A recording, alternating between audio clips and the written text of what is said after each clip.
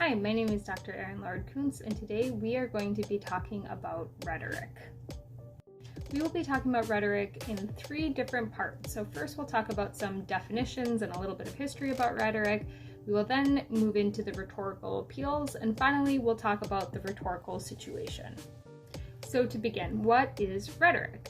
The Greek philosopher Aristotle defined rhetoric as the faculty of observing in any given case the available means of persuasion. So in other words, rhetoric is persuasion and the means of persuasion. So the different ways you can make your message persuasive. Rhetoric is an ancient academic discipline. It's one of the most studied disciplines, and it can take many different forms. And so we will talk about some ways to be thinking about rhetoric and how you can break down this concept a bit. So along with defining rhetoric, Aristotle also came up with the idea of three rhetorical proofs, or three rhetorical appeals. And so these appeals are logos, ethos, and pathos. And so this is how Aristotle broke down the concept of rhetoric to think about how messages can be persuasive. Logos means logic, so facts and statistics. Ethos means ethics or credibility, so the ethics and the credibility of the speaker or the writer, whoever is doing the message.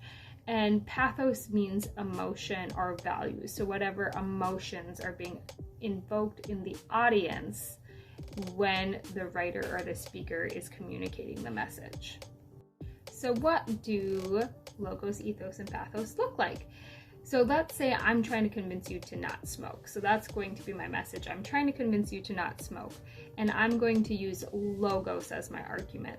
So I may use a fact or a statistic, and hoping that that fact and statistic is enough to convince you to not smoke. Another appeal I can use is ethos, and that's the credibility of me as a speaker, or me as a writer, or me as some sort of professional. So if I'm a physician and I say I have done these surgeries on folks who have smoked, I have seen people die prematurely from smoking, I know the damage smoking can do to a body, please don't smoke, I am an expert on this, you can trust me, I have credibility. And then finally we have pathos. So pathos means emotion. And so this is where a lot of creativity comes in with messages, because you're trying to invoke some sort of emotional response in the listener, the reader, whatever type of message it might be. So this could be all types of emotional responses, right? So maybe you're trying to make the audience laugh, and that laughter is going to create a connection that helps them believe you and your message. Or perhaps you're trying to make them angry. You see this a lot of times with politics, the use of angry pathos to try to invoke responses in audiences to help the audience connect again with the speaker or the writer in some cases. But that idea of anger and pathos is really prominent in particularly political discourse today.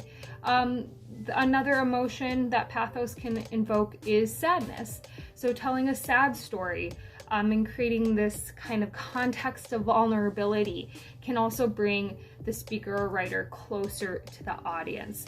So anything that's going to elicit some sort of emotional response. So if I'm trying to get you to stop smoking, maybe one way that I can do it is by telling you a story about how my grandparent passed away because of smoking, and that emotional story might elicit a response to hopefully get the reader or the listener to decide, yeah, I'm not going to smoke. There are also some cheap attempts at pathos, like if I put a dog in my video, maybe you'll listen to me because you'll be like, oh, look at that cute dog. I'm interested in this video suddenly. And as unique human beings, we might be drawn to different types of appeals at different times. And that's the fourth appeal. That's actually called kairos, so the timing of things. But let's just stick with the first three for now. So if you're someone who has your mind changed because of facts, information, statistics, that's what you're really looking for, you might favor logos. If you're someone who really needs to trust the messenger, if you don't feel like that credibility is there, if there's a lack of trust, you might really care about ethos.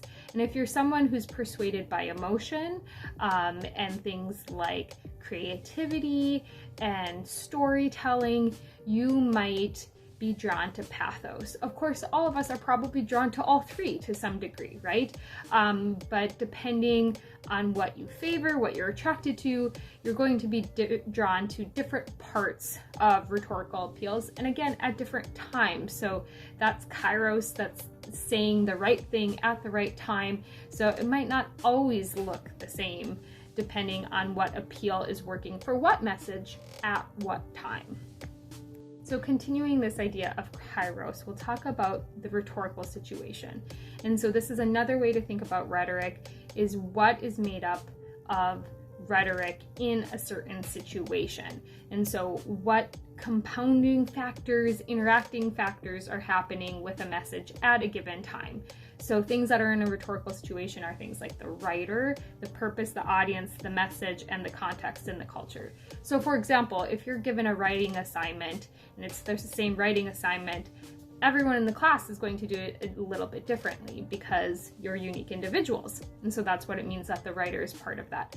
The purpose, are you trying to inform? Are you trying to entertain? Are you trying to shock?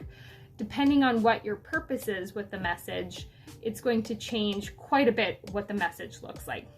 The audience, so if you think about if you wanted to tell someone that you say got in a car accident one day, that was your message, and you were going to tell your grandparent that you got in a car accident, your parent that you got in a car accident, and then your little brother that you got in a car accident, and then your best friend, you can probably imagine how all of those messages might be a little bit different, even though it's the same purpose across the board, just because the audience is different. We talk differently to different people. And this is actually called Discourse Intelligence.